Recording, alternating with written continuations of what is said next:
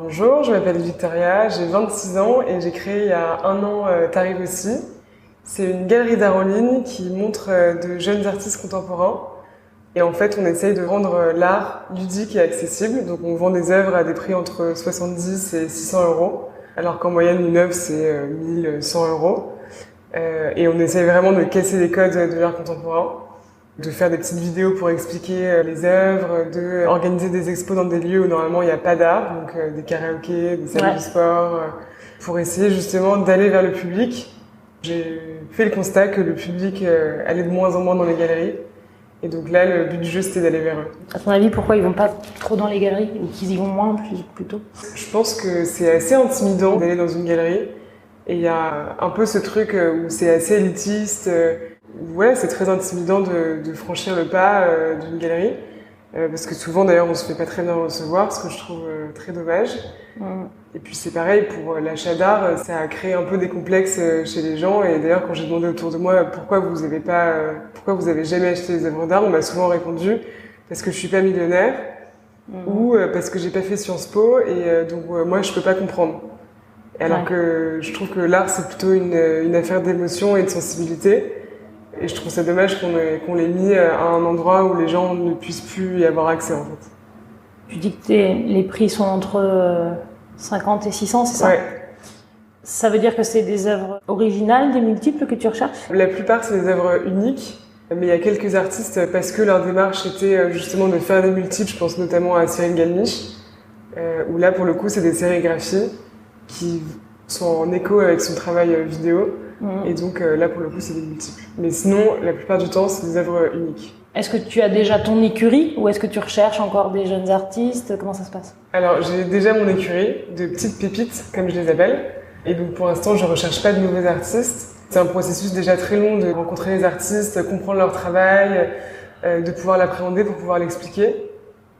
Et en fait, j'essaie quand même d'avoir un catalogue entre guillemets assez restreint pour garantir aux collectionneurs la qualité des œuvres et pas que ce soit le supermarché où je propose un peu tout et n'importe quoi. Ouais, bien sûr. Donc pour l'instant, non, je ne recherche pas de nouveaux artistes. Est-ce que c'est toi qui les as trouvés, ces artistes? Est-ce qu'ils sont venus à toi? Comment ça s'est passé? La plupart des artistes, je les ai trouvés sur Instagram. Ok. Avant de monter la galerie, je voulais m'offrir des œuvres d'art ou je voulais en offrir à des gens pour des cadeaux. Alors que je bossais dans le marché de l'art, mais au lieu de faire le schéma classique, je vais dans une galerie acheter une œuvre, et ben en fait, parce que j'avais pas le temps de me retrouver donc dans mon lit à minuit sur Instagram en train de scroller et pour trouver des œuvres et contacter directement les artistes. Ouais. Et en fait, ça s'est fait comme ça. Et ensuite, je me suis dit mais en fait, c'est fou parce que les gens du marché de l'art, en fait, ils ont pas du tout ça en tête et ils sont encore, l'ancienne génération, elle est encore vernissage, foire, salon, voilà. Et donc quand j'ai décidé de monter la galerie, j'ai fonctionné de la même façon. C'est-à-dire que j'ai pris Instagram et j'ai scrollé et j'ai fait comme si je voulais m'offrir une œuvre d'art ou offrir une œuvre d'art à des gens. Et c'est comme ça que j'ai trouvé mes pépites de mon écurie. Ouais. Donc c'est des gens, des jeunes artistes qui n'étaient pas forcément en galerie, Non, qui avaient... pas du tout. En gros, c'est vraiment des jeunes artistes qui d'ailleurs n'ont pas tous forcément eu un parcours classique, entre guillemets, c'est-à-dire beaux-arts, tout ça. Il y en a certains qui sont autodidactes, pas tous. Il y en a qui ont fait aussi des écoles d'art. Et en fait, je les ai vraiment choisis. C'est très subjectif parce que finalement, je les ai choisis avec mon goût et mon œil. Et donc, c'est aussi un peu ça que j'essaye de montrer aux gens. C'est finalement mes goûts, ce que je trouve intéressant et ma sensibilité. Et aussi, en général, comme c'est des jeunes artistes, ils parlent de sujets contemporains qui me touchent également. Donc, je pense que notamment au féminisme, à l'écologie. Enfin, tu vois, c'est des sujets qui nous entourent et auxquels je suis extrêmement sensible. Donc voilà, les artistes de ma génération, on parle des mêmes choses, on vit la même vie, on vit tous en 2019 au même moment, au même âge, enfin quasiment au même âge, voilà. Et donc c'est pour ça que je trouvais que leur travail aussi était intéressant. Il y avait le côté esthétique bien sûr, mais après il y a aussi le côté discours et intention qui est aussi important pour une œuvre et qui me touche aussi, et c'est assez important ça, je trouve. Donc tu as vu des œuvres sur Instagram, mais tout cet engagement qu'il y a un petit peu sociétal, et tu ne l'as pas forcément vu sur l'image des œuvres. Comment ça se... Ça commence par un coup de cœur esthétique. Donc là, je vois une œuvre, je me dis, ah tiens, ça me touche, esthétiquement, je trouve ça intéressant ou joli ou ça me questionne. Et ensuite, je vais rencontrer l'artiste et donc c'est là où on discute et où il m'explique justement son propos, son intention. Et donc c'est là où en gros, entre guillemets, ils arrivent à me séduire dans un sens ou pas. C'est là où je décide de bosser avec eux ou pas d'ailleurs. Alors j'ai vu un truc récemment, là, en 2017, il y avait 52% des acheteurs qui guettaient sur Instagram. Bah justement, je trouve que c'est hyper révélateur ce chiffre. Enfin, t'imagines, il y a, je sais pas, 20 ans, on t'aurait dit ça, Ah oui, t'aurais c'est dit sûr. mais n'importe quoi.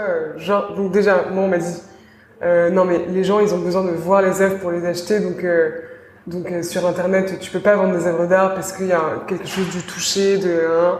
Je suis entièrement d'accord avec ça. Mais alors comment tu m'expliques qu'on peut acheter des fleurs, du parfum ou des choses comme ça sur internet où c'est pareil, des fleurs t'as besoin de les sentir, un parfum t'as besoin de le sentir, un pull t'as besoin de le toucher pour voir s'il est doux et pourtant on l'achète quand même sur internet.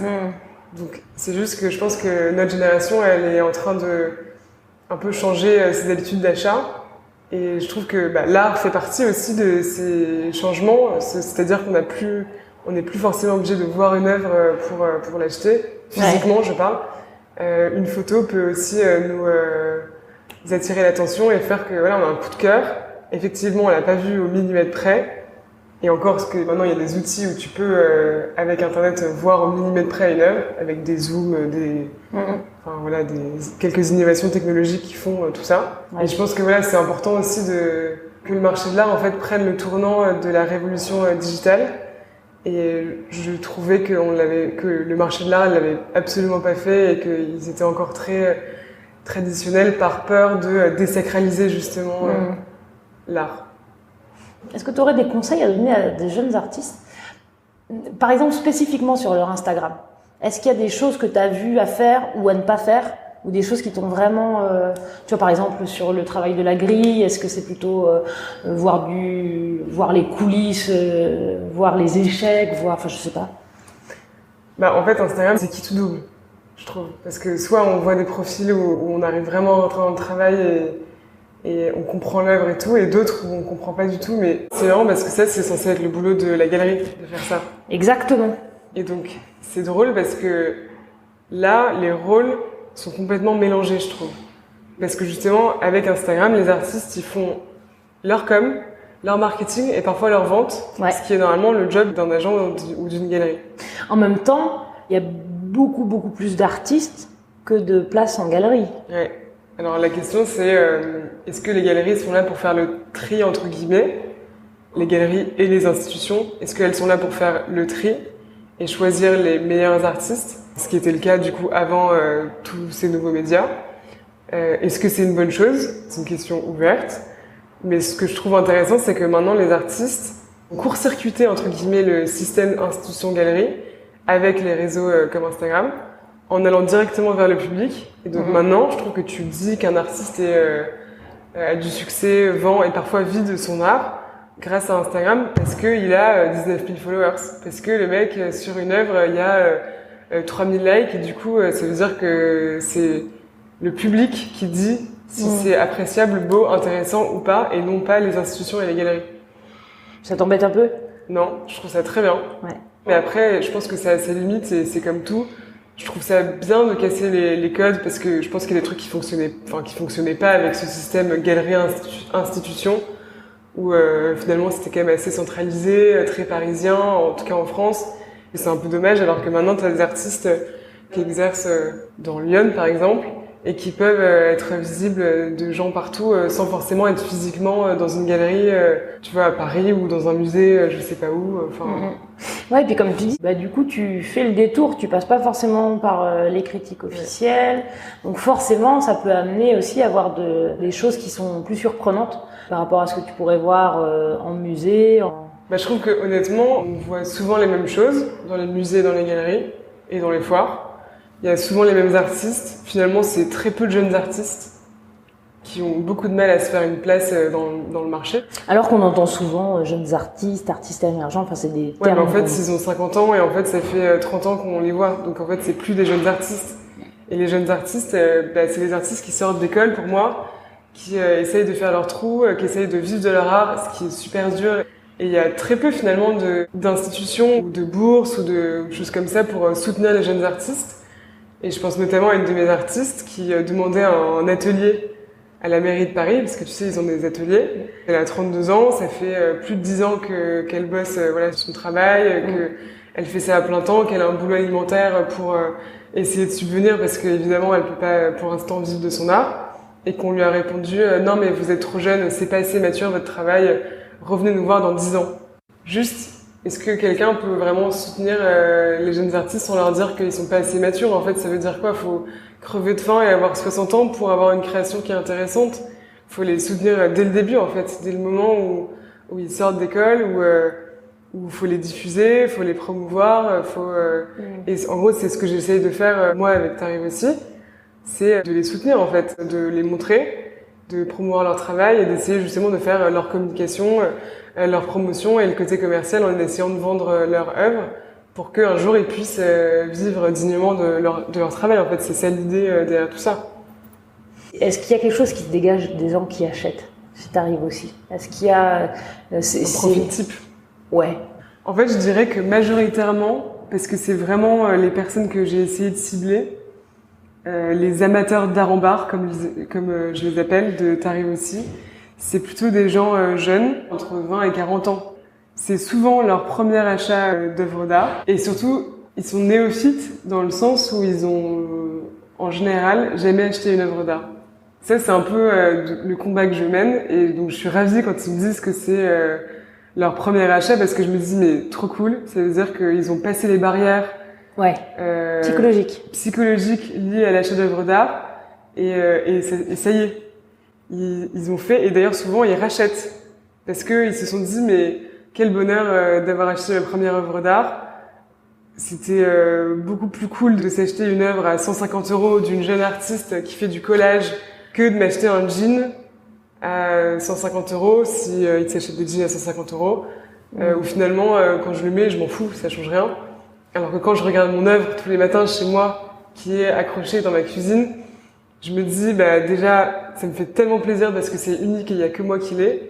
Et en plus, j'ai encouragé une jeune artiste à continuer de créer, à les encourager à continuer leur travail, leur recherche et de continuer leur carrière artistique.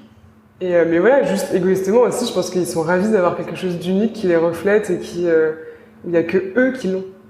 Et donc le profil type, c'est plutôt jeune, néophyte. En fait, c'est juste ça que je dirais pour les définir. Et est-ce que c'est des gens qui, en général, ont un bagage culturel? Pas forcément. Mais je pense notamment à des gens qui bossent beaucoup, qui font des jobs où ils finissent à pas d'heure et tout, qui ont concrètement pas le temps, tu vois, d'aller se faire tous les musées, le week-end ils dorment. Enfin, en fait, dans une vie contemporaine, concrètement, je vois pas trop comment tu peux faire pour trouver du temps pour te consacrer à la culture entre guillemets. Sauf si c'est vraiment sous ton nez et que t'as pas le choix de le voir. Il faut vraiment avoir une appétence et faire un gros effort finalement pour dégager du temps pour pouvoir aller faire des expos. Déjà, il faut avoir un musée à côté de chez soi, ce qui est pas forcément toujours le cas. Et il faut avoir du temps en fait. Il faut habiter dans le 3e, quoi. C'est ça. Et même quand on est dans le 3e, et je pense notamment à un collectionneur qui d'ailleurs habite dans le 4e, mais qui est avocat, bah lui en fait il finit à minuit, donc concrètement il aurait même pas le temps de passer un vernissage, et le week-end bah, il a pas très envie d'aller se mettre à réfléchir à des œuvres trop compliquées où on lui explique avec un langage parfois trop compliqué le propos d'une œuvre, alors qu'en fait finalement c'est super simple. Parfois on fait beaucoup de phrases et beaucoup d'explications pour une œuvre alors que non, le propos, déjà, est-ce qu'on a besoin d'expliquer une œuvre d'art bac philo 2019? Question. Oui, j'ai vu ça. Qu'est-ce que t'en penses de ça? Bah, honnêtement, je pense qu'il y a des œuvres qui ont besoin d'être expliquées, mais pas forcément toujours, enfin, pas forcément tout le temps. Et en tout cas, enfin, ma devise avec T'arrives aussi, c'est qu'on n'a pas forcément besoin d'expliquer une œuvre d'art. Et que justement, moi, je prône plutôt l'émotion et la sensation plutôt que le concept et l'intellectualisation des œuvres, parce que je trouve que ça touche beaucoup plus de gens déjà, et que ça permet aussi de casser la première barrière d'accessibilité d'œuvres d'art. Si on dit à tout le monde non mais tu peux pas comprendre si on t'explique pas, du coup plus personne ne regarde. Alors que je trouve qu'il faut regarder une œuvre, en fait se laisser le droit de regarder une œuvre. C'est hyper important. Et c'est ce que j'essaye de transmettre aux gens en fait. Ils me disent non mais explique-moi et tout, je leur dis non mais déjà regarde. Est-ce que ça te touche? Est-ce que tu trouves que, tout bêtement, est-ce que c'est joli? Est-ce que ça t'intéresse? Est-ce que tu comprends quelque chose? Et si tu comprends pas, ou si t'aimes pas, pourquoi t'aimes pas? Et donc, ayant cassé cette première barrière de se laisser le droit de regarder une œuvre d'art, là, potentiellement, on peut l'expliquer si explication il doit y avoir. Mais ça dépend aussi de l'artiste. Il y a des artistes qui ont envie qu'on explique et d'autres non. Ouais, tout à fait, ouais. D'ailleurs, tu viens d'où en fait? Tu nous as parlé de ton projet, de ta rive aussi, mais toi, professionnellement, tu viens d'où? Très bonne question. En fait, j'ai fait des études au début d'art appliqué, parce que je me suis dit que c'était une très très belle idée, que finalement, en fait, non, pas du tout. Et honnêtement, j'étais un peu perdue, et je me suis retrouvée à faire un stage dans une galerie pour un job d'été, dans une galerie qui s'appelle GB Agency, qui est, je pense, une des meilleure galerie de France, j'ai envie de dire, avec deux femmes qui gèrent cette galerie, qui sont Solène et Nathalie, qui sont, j'ai rarement vu des gens aussi humainement intéressants et sympas, et qui m'ont un peu piqué leur passion de l'art contemporain. Et en fait, elles défendent des jeunes artistes, enfin, qui d'ailleurs maintenant sont plus jeunes, mais en fait, ça fait 10 ans que leur galerie a été créée, donc c'est des artistes en général qui étaient politiquement assez engagés, avec des œuvres assez compliquées d'ailleurs à appréhender, parce que c'est très conceptuel et c'est vraiment de l'art pour des musées, j'ai envie de dire, plutôt que de l'art qu'on accroche chez soi. Mais elles ont vraiment à cœur de transmettre, en fait. Et c'est ça qui m'a vachement touchée chez elles, c'est la façon dont elles parlent des œuvres à n'importe qui, n'importe quand, tout le temps, même si c'est des gens qui vont pas acheter, même si c'est un enfant de 5 ans, même si c'est n'importe qui, en fait, elle leur parle de la même façon des œuvres. Et c'est ce truc de médiation culturelle que je trouve beaucoup de galeries n'ont pas et que elles ont. Bref, j'ai travaillé pour elles, je me suis dit, ok, je vais faire ça comme métier dans ma vie. C'est génial, je les adore, je les idolâtre. Moi, je voudrais être ça quand j'ai 40 ans. Mais je me suis dit, bon, il va peut-être falloir attendre un petit peu, d'avoir un peu de sous et d'économiser et de faire un peu son nid dans le marché de l'art avant d'être galeriste, ce qui était du coup mon rêve. Et donc après, j'ai fait des études du marché de l'art, j'ai fini par faire plein de stages et plein de boulots dans des galeries, dans le Marais, même à Londres, enfin un peu partout. Et j'ai fini par atterrir dans une maison de vente aux enchères qui s'appelle Arcurial, où j'ai bossé pendant 2 ans. Et donc c'était une super expérience, j'ai appris plein de choses, j'ai rencontré beaucoup de gens intéressants. Et en fait, un été, je me suis dit, c'est très bien ton boulot confortable dans une maison de vente aux enchères, c'est très intéressant, tu mets des jolies chaussures tous les jours. Mais est-ce que finalement, t'as vraiment envie de faire ça de ta vie? Et là, t'es hyper intéressé par le numérique, il y a plein de nouveaux outils qui s'offrent à toi, t'as envie de le faire, pourquoi tu quittes pas ce job et tu montes une galerie en ligne? Et en fait, ton rêve de devenir galeriste à 40 ans, il change à devenir galeriste à 25 ans, parce que t'as des nouveaux outils où t'as pas forcément besoin d'avoir énormément de moyens pour créer ton rêve, en fait. Et défendre des jeunes artistes, parce que c'est ça qui me tenait à cœur profondément. Et donc voilà, donc j'ai quitté mon job et créé T'arrives aussi. Okay. Donc je me suis dit, bon, ça va être moins confortable, ça va être plus risqué, ça va être... Et puis finalement, c'était un métier que je ne savais pas faire du tout, mais j'avais vu d'autres gens le faire, et je me suis laissé la chance, et finalement, ça se passe bien. Qu'est-ce que tu as appris du coup de toutes ces expériences que tu as eues avant et qui te servent maintenant en tant que galeriste? La chose qui m'avait marquée, c'est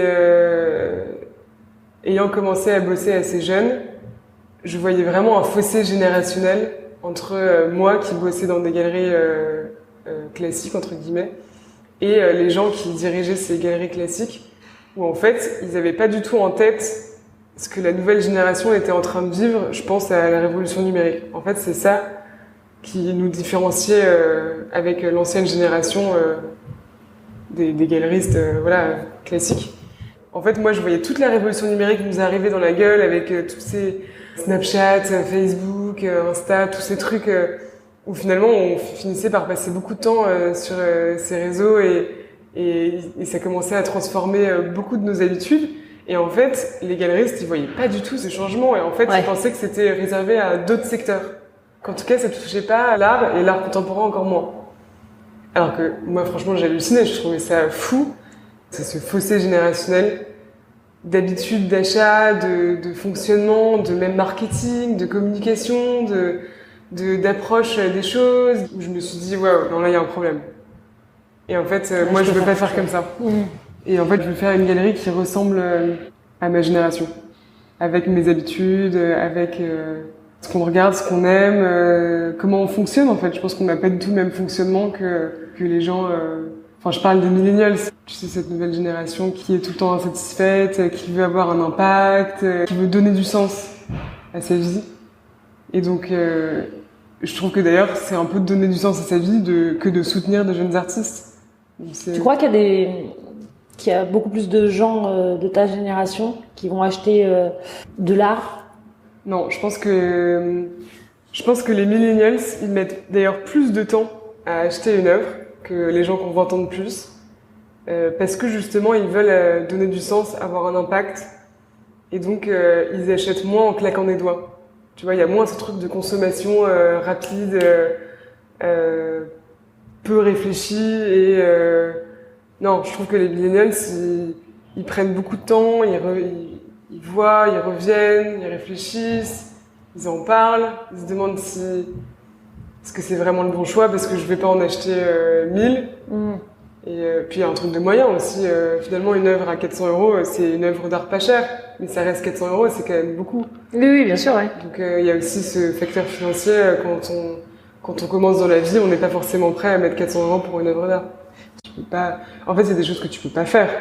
Et genre moi, il y a plein de trucs que j'aimerais trop faire, mais que je peux pas faire pour des questions financières. Par exemple? Genre j'aimerais trop plus participer à la production, tu vois, d'œuvres. Parce que là, concrètement, en ce moment, tu as des artistes que tu as sélectionnés, c'est bon, tu les as. Tu essayes de leur organiser des expos? Ouais. Personnelles, collectives? En gros, ça dépend. En fait, l'idée, c'est que déjà, on essaie d'organiser des expos comme on n'a pas d'endroit physique. On essaye d'organiser des expos dans des endroits où normalement on montre pas de l'art, des endroits un peu hors du commun. Donc on a fait une expo dans un karaoké, dans une salle de sport, dans un chantier désaffecté, enfin un peu dans des endroits insolites où c'est plus le public qui vient à nous, mais c'est nous qui venons au public dans les lieux où ils ont l'habitude d'aller. Donc dans un restaurant, dans un bar, voilà, ce genre d'endroit. On a fait pour l'instant 7 expositions.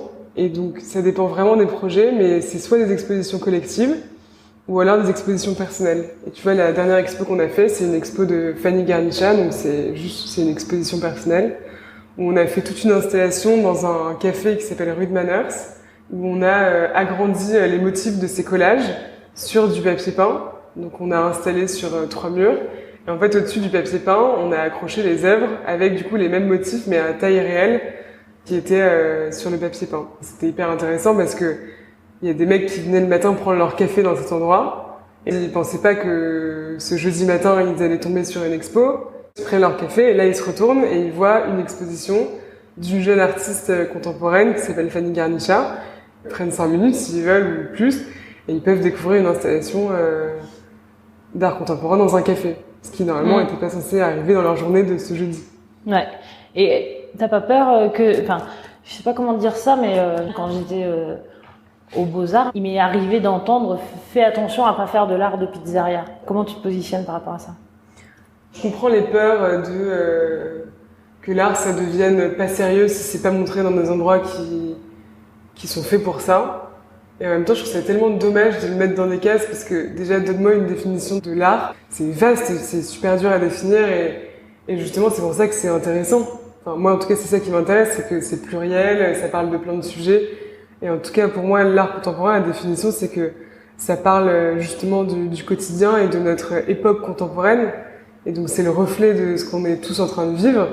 Donc, je vois pas pourquoi on ne devrait pas le montrer dans des endroits dans lesquels on vit aussi, en fait. Je trouve pas que ça desserve le travail. Après, c'est la façon de le faire, je pense, qui change. Moi, je le fais de façon sérieuse. J'explique aux gens, s'ils le souhaitent, les œuvres. Donc il y a aussi un travail de médiation qui est assez important et de communication en fait aussi envers le public.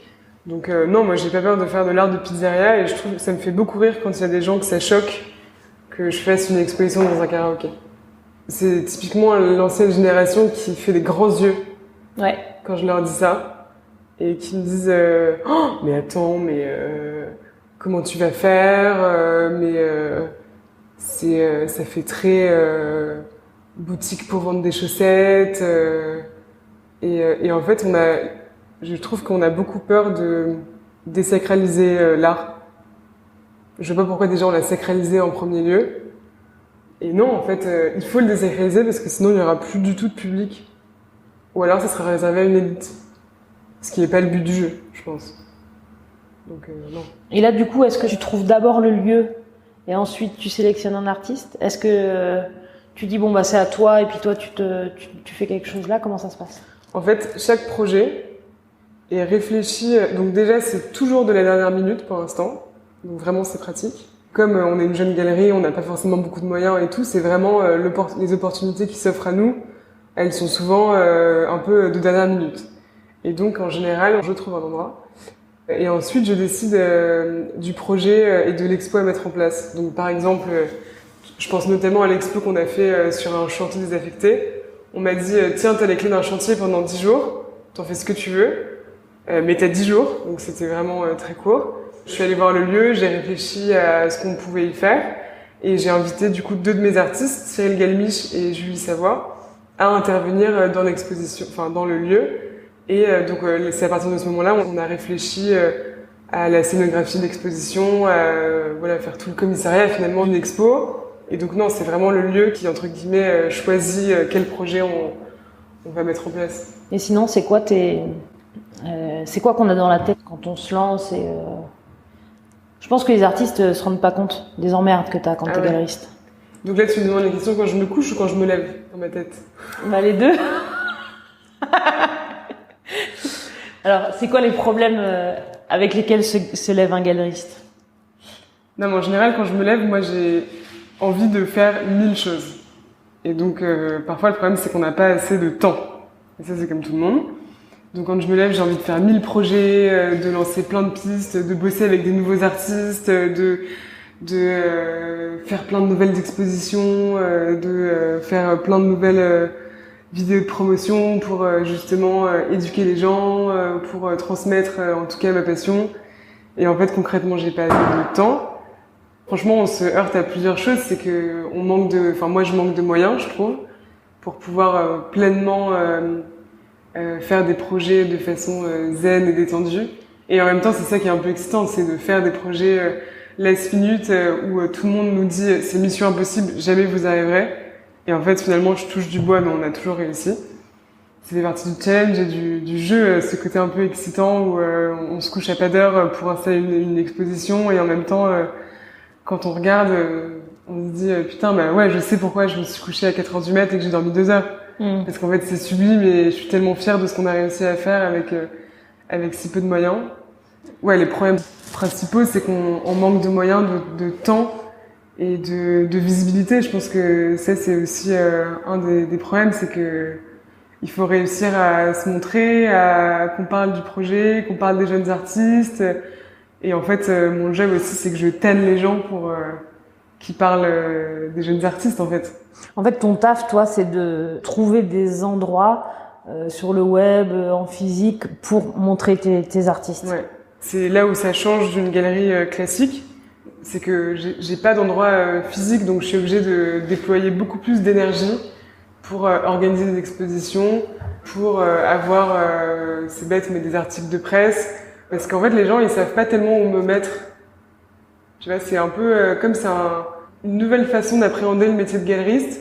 Et du coup, les gens, en fait, ils savent pas trop, ils ont un peu perdu leur repère. C'est pas, vernissage de la galerie Schmulbluck le 3 juin à telle adresse parce que c'est la même adresse depuis 15 ans. Là, à chaque fois, ça change d'adresse, ça change de lieu, c'est plus le même concept. On change tout. Enfin, ça perd les gens parce qu'ils perdent leur repère du métier traditionnel. Et t'en connais, toi, d'autres galeristes qui travaillent de la même manière que toi? Ouais. On commence à être un petit peu, et d'ailleurs, je suis assez fière parce que, enfin, celles que je connais, en tout cas, c'est que des femmes. Ah ouais? Ouais. Et donc, je trouve ça vachement bien. Je pense notamment à 2 autres galeries qui s'appellent Willow and Grove et Maison Amélie. On n'a pas du tout le même œil et on travaille pas de la même manière et on se développe d'ailleurs toutes les 3 de façon très différente. Mais le principe est le même, on essaye toutes les 3 de rendre l'art accessible. Donc ça, je trouve que c'est un combat qui est un bon combat. Ouais. Et ouais, c'est des femmes jeunes qui mettent de l'énergie pour défendre de jeunes artistes qu'on voyait pas d'habitude et du coup, je trouve que c'est très bien. Et bon, je suis pas experte, hein, mais je sais qu'il existe plusieurs comités, rassemblements, regroupements de galeries. Ouais. Est-ce qu'il en existe spécifiquement pour les galeries en ligne? Non, mais on va y penser. Ah ouais? Ouais. T'es déjà dessus? Non, mais enfin moi j'ai beaucoup réfléchi à ça et je pense que c'est toujours important de réunir ses forces. Et donc c'est marrant que tu me dises ça parce que récemment je me suis vraiment dit il faut absolument organiser un regroupement justement de personnes qui ont des métiers dans l'art, des nouveaux métiers entre guillemets. Exactement. Ouais. Parce qu'il existe un peu des plateformes effectivement de vente. Ouais. Il existe les galeries traditionnelles. Mais c'est vrai que c'est d'ailleurs même moi je m'y perds avec tous ces nouveaux métiers. Ouais. Il y a plein de métiers comme ça, de gens qui sont conseillers. Je pense à une fille aussi qui aide des boutiques à acheter des œuvres d'art. Enfin, il y a plein de gens que j'ai rencontrés là au fil de mon projet qui font plein de métiers connectés avec finalement le mien. Et je me dis qu'on devrait trop faire un petit déj tous les jeudis où on se rencontre et on parle de notre boulot, de s'aider mutuellement. Tu connais pas un tel, machin, tu vois. Faut que je réfléchisse. Le brunch Ouais. Bah ouais, forcément se regrouper, mais même en tant qu'artiste, c'est hyper important. Je me rends compte, moi, avec l'asso, les artistes, ils ont du mal à se regrouper, même s'ils ont envie. Bah souvent, c'est des personnalités quand même qui sont assez fortes. Il y a beaucoup d'ego aussi. Chez les galeristes aussi? Bah, encore pire. Non, mais les deux, je pense que c'est des métiers où c'est tellement compliqué de se faire une place que si on n'a pas un fort caractère et beaucoup d'ego, on peut pas y arriver. Enfin, c'est ce que je me suis dit. En tout cas, c'est le constat que j'en ai un peu fait. Alors, tu vois, les galeristes qui ont réussi, voilà, c'est des gens qui, en général, sont assez sûrs d'eux et qui sont sûrs de... En tout cas, parce que c'est aussi ça qui est important, c'est qu'il faut être sûr de ses choix et du coup de ce qu'on est pour être sûr de ses choix. Ouais, c'est exactement ça aussi. Tu disais tout à l'heure que toi t'arrives avec t'as sélectionné tes artistes avec ton œil. Ouais.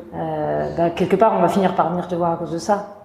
Bah c'est un peu ça l'idée. Enfin, je sais pas comment dire ça de façon pas prétentieuse, mais effectivement, je me suis rendu compte qu'il y a quand même un style ou en tout cas il y a une patte de choses qui me touchent. Et donc les gens qui viennent me voir, effectivement, ils viennent voir ce style, cette patte-là. Donc il y a des gens qui reviennent à tous tes événements? Il y en a certains, ouais. Il y a des aficionados, mais ça change. C'est un peu, ça dépend de où c'est, quand c'est. Tu vois, parce qu'il y a des gens qui viennent parce que c'est à côté de chez eux, et d'autres qui viennent pas parce que c'est trop loin. Enfin, il y a. Tu vois, il y a un peu ces données-là aussi. Mais bon, pour l'instant, c'est que à Paris, les expos, donc c'est en général quand même les mêmes gens. Donc là, ça fait 1 an et 6 mois que t'es lancé, non? Ouais, c'est un ça. peu moins, ouais. Et est-ce que tu bosses avec d'autres acteurs du milieu de l'art, des critiques, des écrivains? Est-ce qu'il y a des gens, avec qui tu bosses? Pas trop. J'ai des partenaires, notamment pour louer des œuvres d'art. Je pense à Art Collector Invest. Donc tu leur apportes des artistes? Non, c'est-à-dire que eux, c'est une solution pour louer de paiement, pour louer des œuvres d'art pour les entreprises. Donc c'est un partenaire en fait commercial où finalement, moi, si je vends une œuvre à une entreprise, je peux leur proposer de travailler aussi avec Art Collector Invest pour que l'entreprise puisse louer les œuvres. En fait, c'est un service. Tes œuvres, les œuvres de tes artistes. Ouais. Parce que moi, c'est un service que j'offre pas, alors que eux, ils travaillent avec des banques et c'est leur métier. Et donc, en fait, c'est tout ça aussi pour toujours encourager l'achat d'œuvres d'art, même pour les pros, tu vois. Ouais. Je bosse pas trop avec des commissaires, des critiques et tout, parce que je suis un peu hors cadre institutionnel. Bah ouais. Et du coup, honnêtement, j'ai pas cherché à le faire, mais quand j'en ai croisé et que on a parlé de T'arrives aussi, ça les intéresse pas non plus parce qu'effectivement, ils ont aussi peur que ça fasse art de pizzeria. Ouais.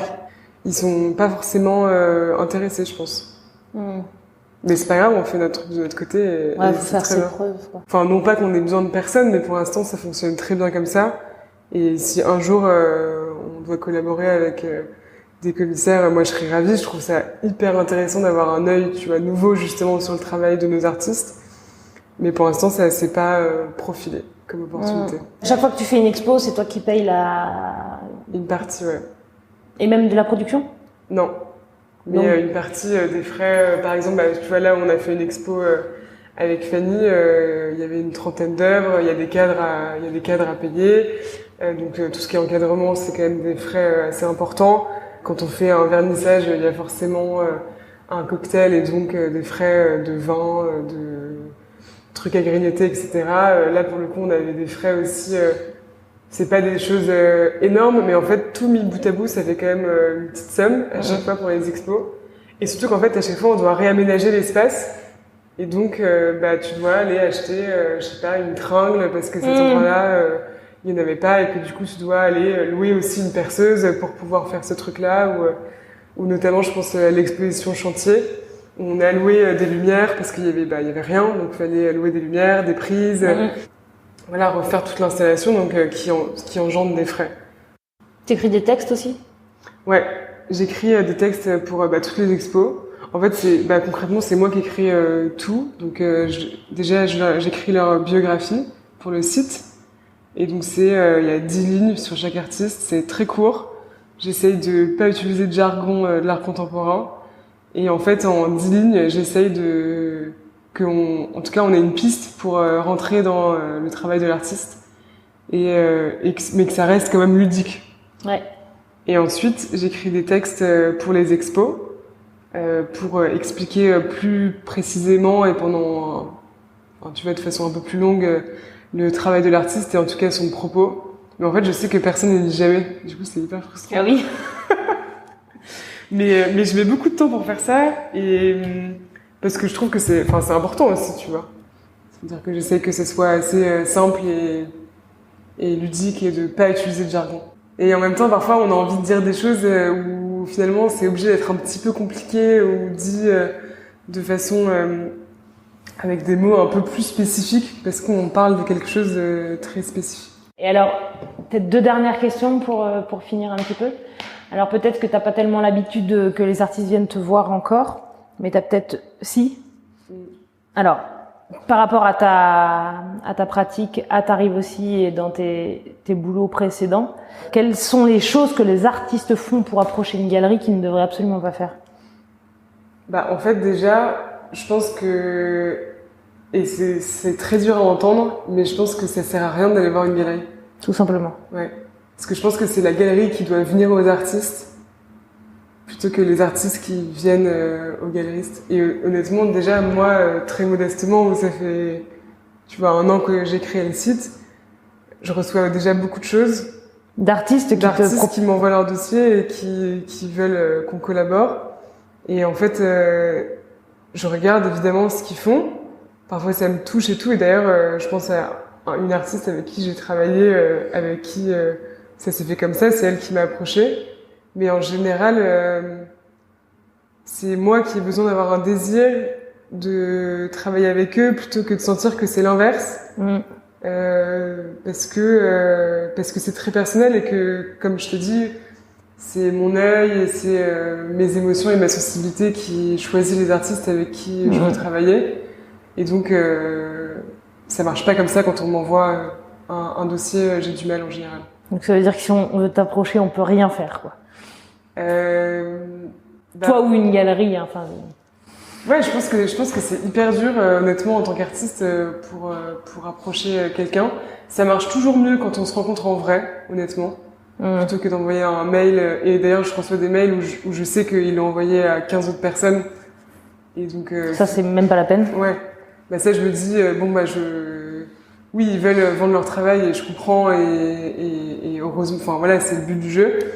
Mais si c'était moi, si c'est moi ou n'importe qui d'autre, ils s'en fichent et donc ça, j'avoue, ça me touche pas trop. Mais en revanche, quand on vient me rencontrer, qu'on m'explique, qu'on me montre en fait aussi. Et à quel moment on peut venir te rencontrer? Bah, notamment pendant les vernissages, pendant les expos qu'on organise, tu vois, dans des lieux. Et il y en a un ou deux qui sont venus me rencontrer à ces occasions-là. Ça n'a pas forcément marché, mais en tout cas, je me souviens d'eux. Ok. Eh, tu crois que c'est un... Ah bah tu vois, j'aurais pas cru. J'aurais pas cru que le vernissage était un bon moment pour approcher un galeriste, quoi. Bah, plutôt fin de vernissage. Ah oui, d'accord. Oui. Mais non, si, parce que il faut pas se leurrer aussi, c'est un métier où le contact humain, il est hyper important. Et tu vois, quand je travaille avec des artistes, j'ai aussi envie de les défendre corps et âme parce que dans le fond de moi, je les aime profondément aussi et que j'aime leur travail et que j'aime la personne en fait derrière ça. Sinon, j'aimerais pas le travail. Tu vois, c'est ce qu'on a dit. C'est ce que je t'ai dit tout à l'heure, c'est que finalement, les œuvres d'un artiste, ça reflète sa personnalité et qui il est, etc. Donc finalement, si j'aime les œuvres d'un artiste, forcément, j'aime aussi sa personnalité et qui il est. Okay. Donc je donnerais comme conseil d'aller les rencontrer physiquement, de se présenter avec un grand sourire et quelques images de son travail, une carte. Ok, super. Et dernière question avant de se quitter. C'est quand qu'on peut vous voir? La prochaine fois? Ouais. Ah bon, il n'y a pas de... En gros, c'est la surprise! C'est des projets secrets. Mais en gros, on est sur un projet pour octobre. Mais je peux pas en parler.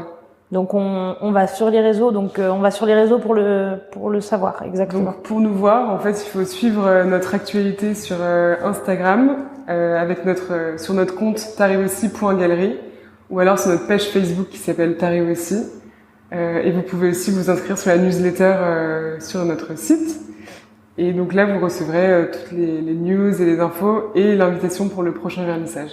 Finalement, c'est un peu comme une rêve party, quoi. Tu t'attends le coup de téléphone et puis tu sais pas dans quel champ ça va se faire. Il y a des lieux secrets. Ouais. Et en fait, on peut pas tout dire parce que parfois c'est pas dans les règles, mais c'est ça qui est drôle aussi. Ah ben super. Donc ça pousse à s'inscrire à la newsletter. Super, merci. Merci Leslie.